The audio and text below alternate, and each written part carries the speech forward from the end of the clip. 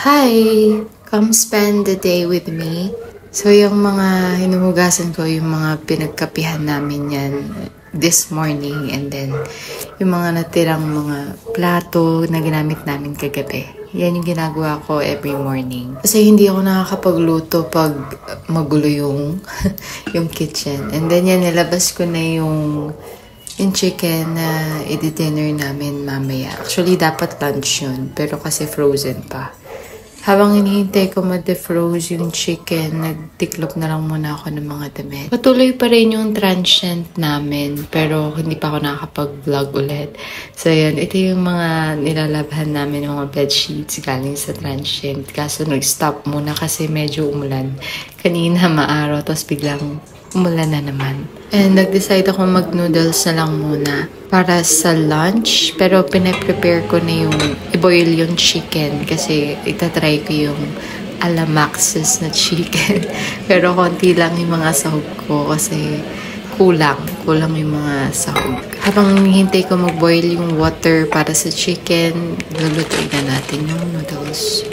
Itatry ko tong brand na to kasi sabi nila masarap pero hindi ko nabili yung spicy. Pero masarap pa rin naman siya. And then nagluluto rin ako ng 2 eggs para sa kasama ko. So yung noodles, nilagyan ko yun ng egg din at saka ng 2 mandu. After ko kumain ng noodles, nagbo-boil na yung ating water. So nilagay ko na yung chicken. Then, habang nag-boil yung chicken, magtatahi muna tayo. Ito, papakita ko yung mga gamit ko. Yung sewing kit ko nung college pa ako. Yan, yung choir ko nung college. Ito pa yung mga gamit ko. Matagal na to. So, 2016 ako nag-graduate. So, ilang taon na rin yung sewing kit ko na yan.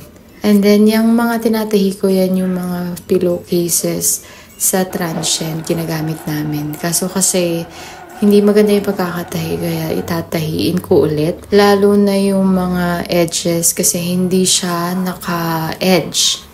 Kaya naglalagas yung mga tela niya. Pero wala akong edging machine, kaya ang ginamit ko sa edge yung zigzag na lang. Mukha naman siyang okay, yung iba mga nalabhan na, hindi na naman siya naghihimulmul. Kaya lagi siyang naghihimulmul kasi lagi rin namin nilalabhan. Kaya kailangan talaga ito-double stitch siya and then i-edge.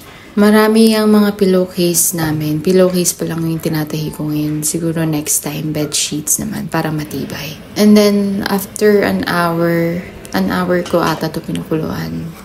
Tinanggal ko na yung chicken. And ayan naman si Pablo, busy mag-zoomies.